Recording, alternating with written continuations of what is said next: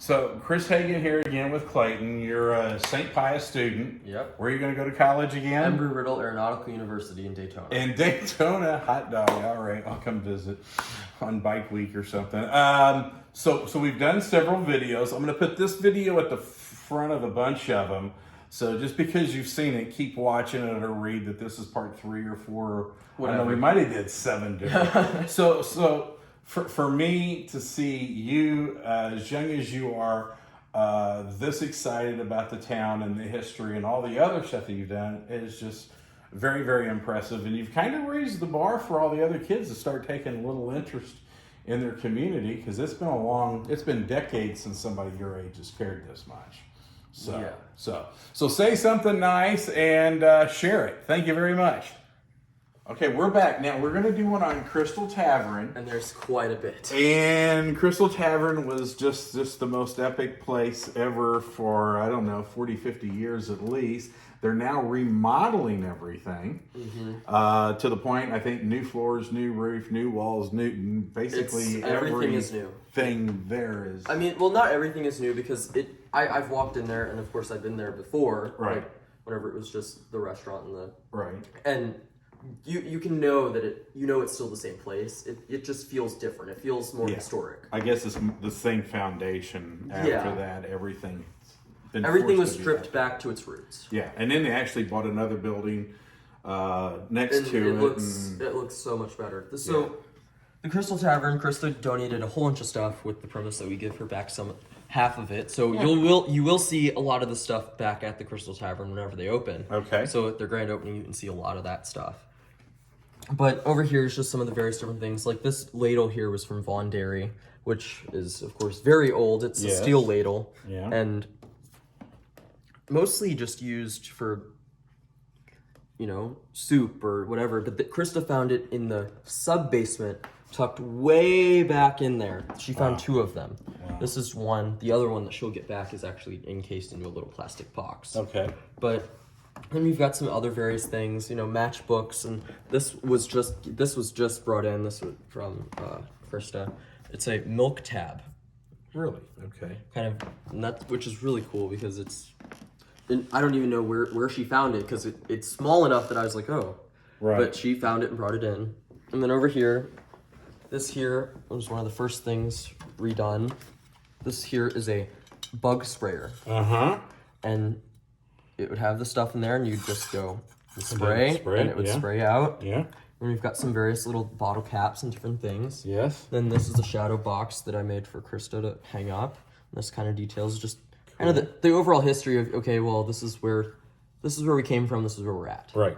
This is a nice little rainbow cream cheese box.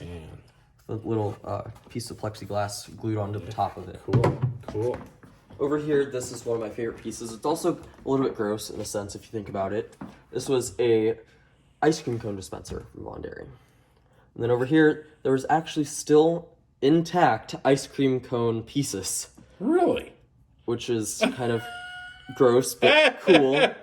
And you can see that they still look like you could probably eat them. Yeah. But, it just kind of goes back into the history of that type of thing. And over here, a nice little basting brush. I believe from Vaughn Dairy, but not for sure. And then just a couple of different other things. And of course, there's a bunch more stuff too. But I can imagine. I mean, there's a bunch of stuff upstairs which we can get into. And over here is another one of those bug sprayers.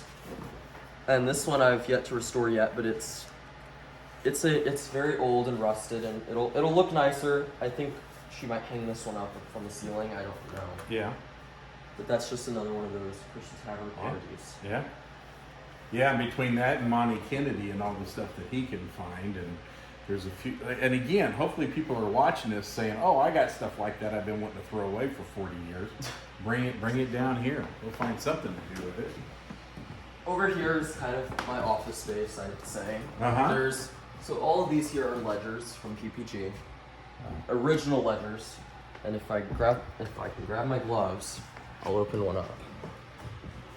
Again, you got the picture of Bill Bradley. Do you remember what year Bill Bradley graduated? I do not. It had to have been somewhere in the 60s, because I'm pretty sure he was pro by the like early And of course, 70s. so we're working on on the Glassers project. So these are just some various issues. They're Wow. all originals, and just various different years. 1937. And of course, you'll see that we've got a bunch more, and then in that box behind you, just a whole bunch more. Wow. And those in the box behind you are, I was surprised. The library let me borrow them, and they're in great condition. You know, this is just the superintendent's daily record here. Jeez. So you know the term sharpen your pencil? No? So there's a term, I won't tell you, there's a term, sharpen your pencil. That's where you had to get that pencil really, really sharp so you could write in a book that small. Yeah. I'm sure they used ink. That probably was ink back then. And over here, you can just see the beautiful handwriting from this. Yeah. This is really great. And you'll see a lot of household names like Pruno and Boyer and Vaughn and various different, you know, because these were all these were worker reports. Or I think this might have been the accident report. No, this was the death club register. Okay. Then of course, so there's probably quite a few of these, which we're trying to work on maybe digitizing them, trying to digitize some of them. Right. So you can see that there's a bunch. Book after book, Book after after book, book. after book. And they after were all book. stuck in the closet, and so we brought them out and tried to bring to light some of them. Yeah.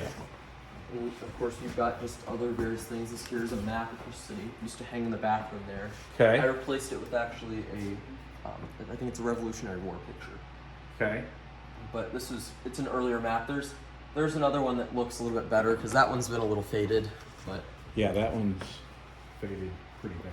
And then moving up top here, you can see all the different colors of glass. Yes. And you can see that red color, that is the most rarest color.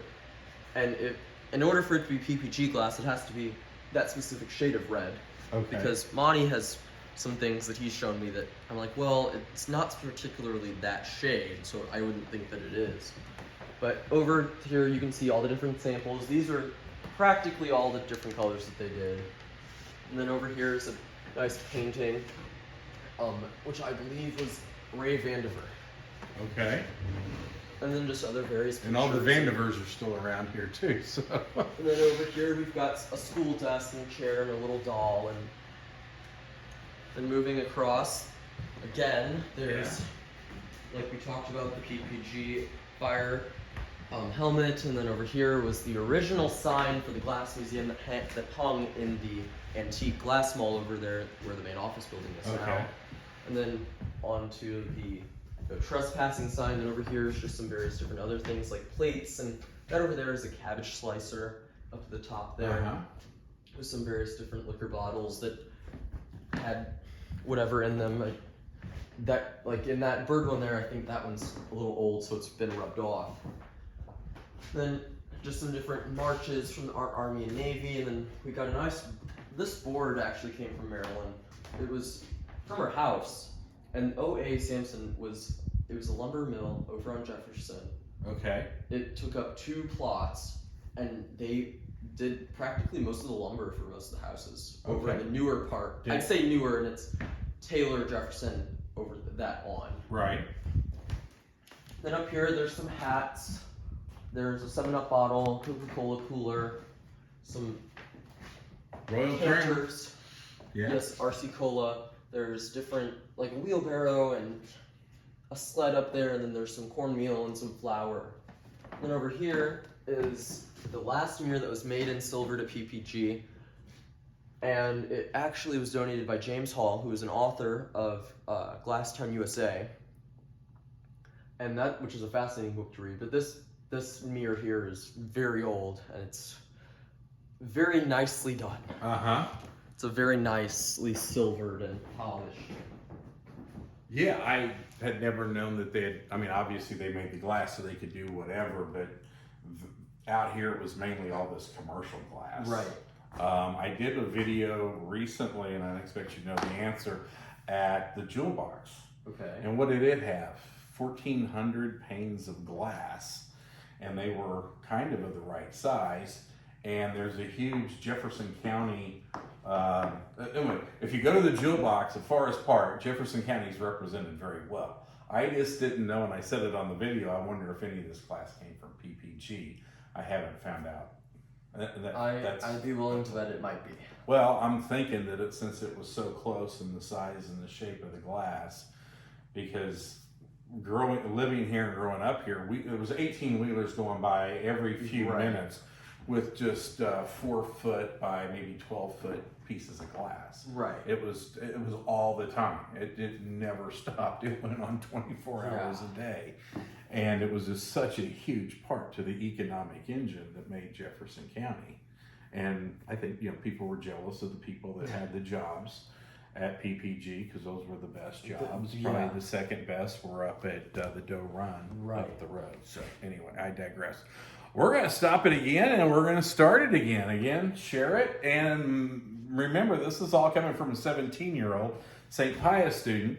And if your grandparents have anything that you're seeing around the house that they're thinking about getting rid of, don't throw it away. Bring it on over and let them throw it away, or they might go, wow, this is absolutely amazing. It's going to be the new focal point. And you can bring a lot of that to City Hall. And there's City Hall, because they're open all the time. Yes. So just as long as you leave your name. Yeah, we want to know who you are. All right, thank you.